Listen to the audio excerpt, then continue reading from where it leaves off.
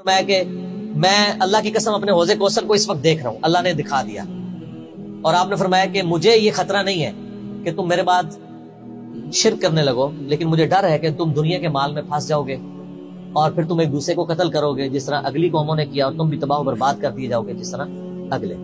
اس سے زیادہ کیسے آپ ڈر سناتے؟ اب یہ ساری چیزیں موجود تھیں۔ آپ فرمایا مجھے خطرہ یہ ہے کہ دنیا کا مال تم پہ کھول دیا جائے گا، ان قریب کیسر و کسرا کے خزانے تمہارے پاس آ جائیں گے، جو بخاری مسلم میں آتا ہے نا کہ نبی علیہ السلام نے کہا کہ مجھے اللہ نے 2 خزانے عطا کر دیے، ٹھیک ہے، زمین کی خزانوں کی چابیاں، اور جس سے وہ بریلویوں نے کچھ اور ہی قیدا بنا لیا۔ اس میں موجود ہے کہ کیسر و کسرا کے خزانے، یعنی آپ کو بتایا گیا کہ رومن اور پرشین امپائر جو ہے مسلمان فتح کر لیں گے یرموک اور قادسیہ کے اندر، اور مسلمانوں کے پاس وہ دولتیں آ جائیں گی، پھر آہستہ آہستہ وہ بھی اسی دنیا کی محبت کا شکار ہو جائے گی۔ اب یہ ساری باتیں حضرت ابو ذر غفاری کے سامنے تھی، حتیٰ کہ صحیح بخاری میں آتا ہے کہ ابو ذر غفاری کہتے ہیں مجھے دن یاد ہے کہ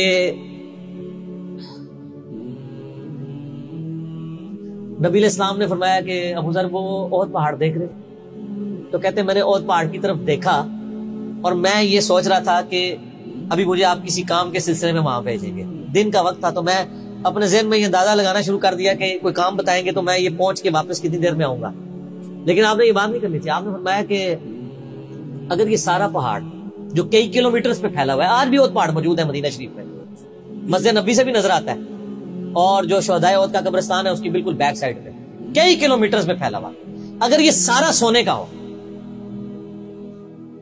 تو آپ علیہ السلام فرمایا کہ میں سب کا سب اللہ کی راہ میں فوراً شام سے پہلے خیرات کروں، اپنے پاس میں 2 یا 3 دینار ہی رکھوں صرف، یعنی جو ٹوٹل زندگی گزارنے کے سب خیرات کروں۔ اب مجھے بتائیں جن لوگوں نے، یہ ابو ذر غفاری راوی، جن لوگوں نے یہ حدیثیں حضور سے سنی بھی تھی، جب وہ یہ دیکھتے تھے کہ رومن اور پرشین امپائر کے گرنے کے بعد جب مسلمانوں کے پاس خزانے آئے ہیں اور حضرت عثمان کے دور میں لوگوں کے لاکھوں روپے آج کے وظیفے لگ گئے ہیں گھر بیٹھے، وہ بھی انہی عیاشیوں میں پڑ گئے، تو ان کو یہ چیزیں ہضم نہیں ہوتی تھی، تو یہ شام ہجرت کر گئے تھے۔ نبی علیہ السلام نے پہلے ہی کہا تھا، المستدرک الحاکم میں تو ڈیٹیل موجود ہے۔ ابو ذر، آخر تم کون ہو؟ کل میں کون ہوں گا معلوم نہیں، مگر آج میں بتکدے میں ابراہیم ہوں۔ تعجب ہے تم جیسے رسول کے صحابی پر مسلمین کے دارالخلافت کو بتکدے سے تعبیر کرتے ہو۔ مجھے ذرا برابر بھی شک نہیں ہے، جبکہ میرے سامنے ہی وہ جعلی حدیث بنائی جاتی رہی، اب کدو خریدنے پر کس کو جنتی بناؤ گے؟ میں تم سے پوچھتا ہوں مروان، جھوٹی حدیث بنانے والا، کعب کس بت کی شبیہ ہے؟ اتنا وقت نہیں ہے جو تمہاری بکواس سنے، نکل جاؤ یہاں سے، مجھے خلیفہ سے ملنا ہے۔ خلیفہ میں ہوں۔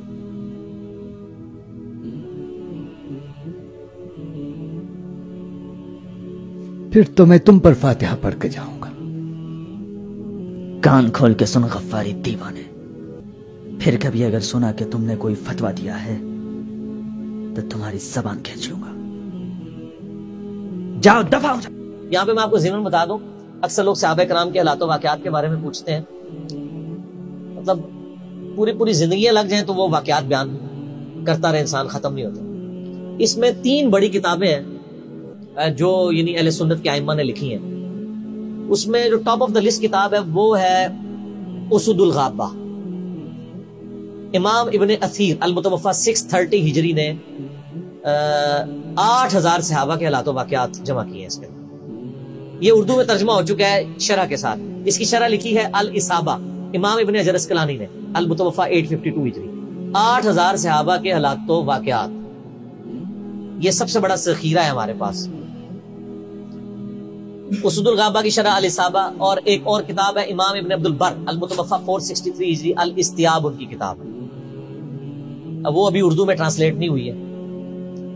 اور اس کے علاوہ فضائل صحابہ جو چیپٹر ہے بخاری میں، مسلم میں، وہ آپ کو چند ایک واقعات ملیں گے ڈیٹیلڈ۔ آپ کو المستدرک للحاکم میں جو 4تھی اور 5ویں جلد ہے نا، جو اردو ترجمے والی بریلویوں نے چھاپی ہے، وہ تو ساری ہے ہی صحابہ کرام کے بارے میں، اور ڈیٹیلڈ حالات ہیں۔ ابو ذر غفاری کے بارے میں بھی آپ کو آلموسٹ جتنی میں حدیثیں بیان کر رہا ہوں آپ کو مل جائیں گی اس میں یہ حدیث نبی علیہ السلام نے، یعنی یہ حدیث ہے المستدرک للحاکم میں صحیح سند سے، کہ فرمایا آپ علیہ السلام نے کہ ابو ذر تیرا کیا حال ہوگا جب تو بھوسا لوگوں میں رہ جائے گا، اور آپ نے یوں انگلیاں ڈالی، اور ابو ذر غفاری کا انتقال 32 ہجری میں ہوا ہے حضرت عثمان کے دور میں.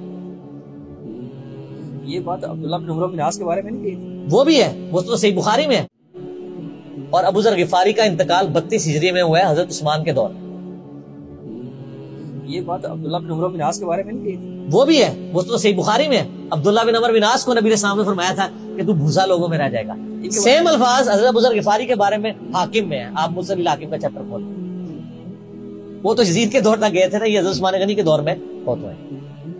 یعنی حضرت عثمان غنی برے نہیں تھے نعوذ باللہ، یعنی ان کے دور میں عیاشی کا لیول لوگوں کا یہ ہوگا.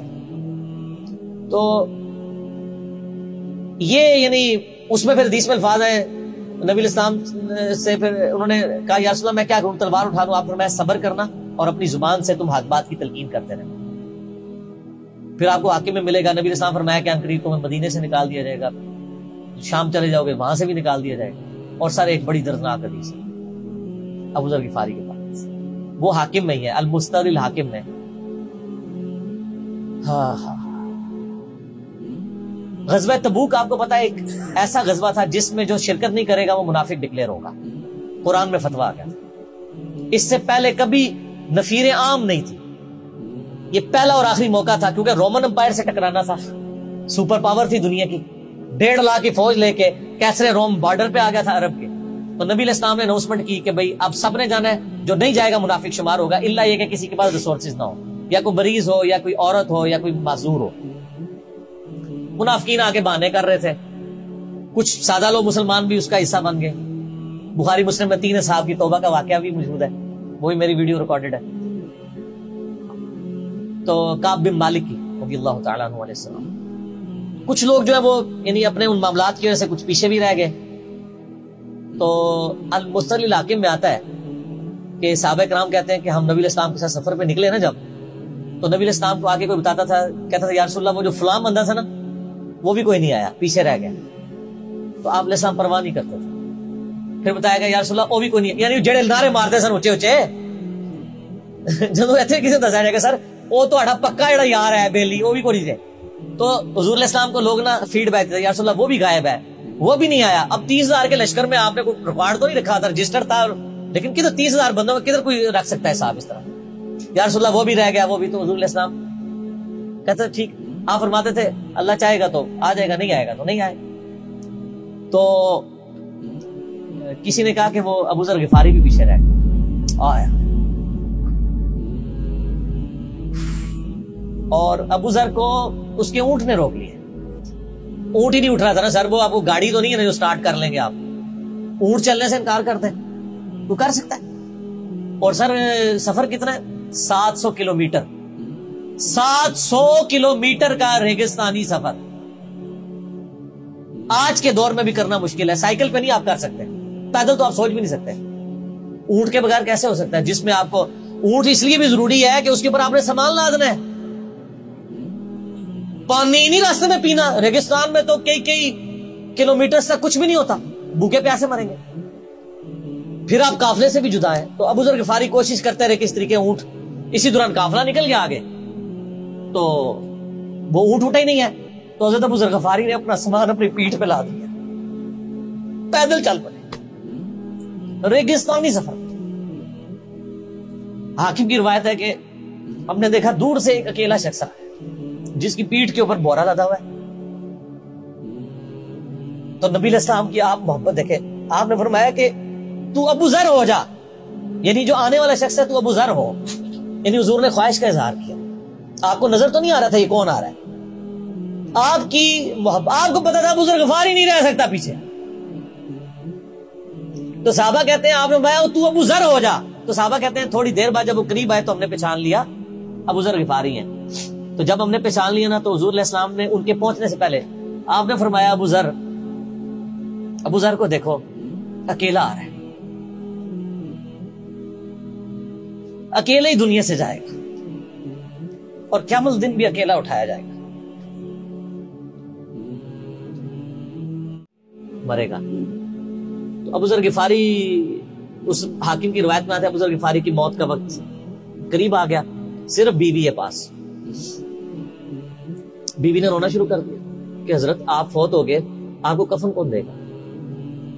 آپ کو غسل کون دے گا؟ آپ کو دفنائے گا کون؟ میں عورت ذات کیا کر سکتی؟ حضرت ابو ذر نے کہا کہ نبی علیہ السلام سے میں نے سنا تھا کہ تو اکیلا مرے گا، پھر مسلمانوں کا ایک قافلہ وہاں سے گزرے گا جو تجھے کفن دے کے دفنائے گا اور جنازہ بھی پڑے گا۔ تو نے فکر نہیں کرنی، جب میں مر جاؤں تو میری لاش کو چوراہے پہ رکھ دینا گزرگاہ میں، جو یعنی مدینہ کی طرف راستہ آتا تھا گاؤں ایریا سے، اللہ میرا بندوبست کر دے گا۔ وہی ہوا کہ ان کے مرنے کے بعد مسلمانوں کا ایک قافلہ دور سے آ رہا تھا، تو اسی مستقل حاکم کی حدیث میں آتا ہے کہ سر قافلہ بھی سنے پھر کون ہے؟ عبداللہ ابن مسعود۔ ابو ذر غفاری بھی زہد کے امام، ابن مسعود بھی زہد کے امام، ابو درداء بھی زہد کے امام۔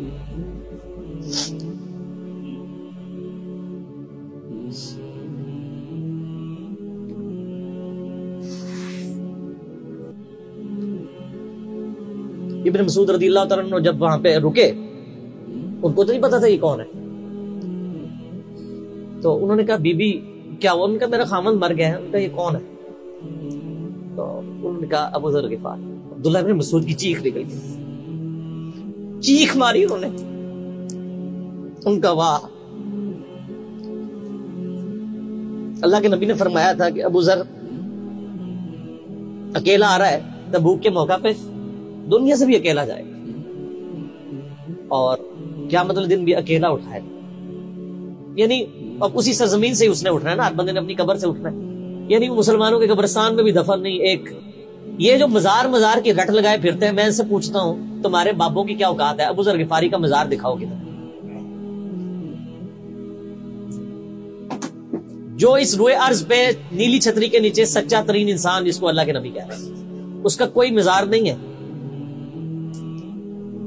غریب المتنی میں مرا ہے، اس کی قبر بھی ایسی جگہ ہے جہاں مسلمانوں کے پاس قبریں بھی کوئی نہیں ہے، ایک ریگستان میں اکیلی قبر ہے، اس قبر کا بھی کسی کو نہیں پتا، اس پہ کوئی مزار بھی نہیں ہے، اور قیامت دن بھی اکیلا اٹھایا جائے گا، یعنی قیامت تک وہاں پہ کوئی قبرستان بھی نہیں بنے گا۔ ظاہر نبی علیہ السلام کی یہ بھی خبر ہے، تو کیا وہ ناکام ہو گیا اگر مزارات ہی دلیل ہے کامیابی کی؟ تو عبداللہ ابن مسعود رضی اللہ عنہ نے ان کو غسل دیا، کفن دیا اور دفنا دیا۔ یہ پوری ڈیٹیلز آپ کو المستقل حاکم میں مل جائے گی۔ تو ابو ذر غفاری ان چند شخصیات میں سے ہیں جن میں پوری امت کا اتفاق ہے ان کی نیکوکاری کے اوپر۔ شیعہ بھی ان کو بہت رسپیکٹ دیتے ہیں، اہل سنت بھی دیتے ہیں، صوفیاء کے ہاں بھی ان کو امام مانا جاتا ہے زہد کی وجہ سے۔ آپ تصوف کی جتنی کتابیں پڑھیں، چاہے امام غزالی کی ہوں، رسالہ قشیریہ پڑھیں، اور لوگوں کو بھی پڑھنا شروع کریں، تو ابو ذر غفاری آپ کو زہد کے امام کے طور پہ ملیں گے کہ ان کی زندگی میں یعنی یہ زہد تھا، انہوں نے کس طرح کی زندگی گزاری۔ سر لوگ مجمع میں مرتے ہیں، ان کو یاد کوئی نہیں کرتا، اور ابو ذر غفاری کو آج بھی دنیا یاد کر رہے ہیں، ہم بھی یاد کر رہے ہیں رضی اللہ تعالیٰ علیہ السلام۔ اللہ تعالیٰ قیامت والے دن ہمیں ایسے نیکوکار لوگوں کا ساتھ نصیب فرمائے، آمین۔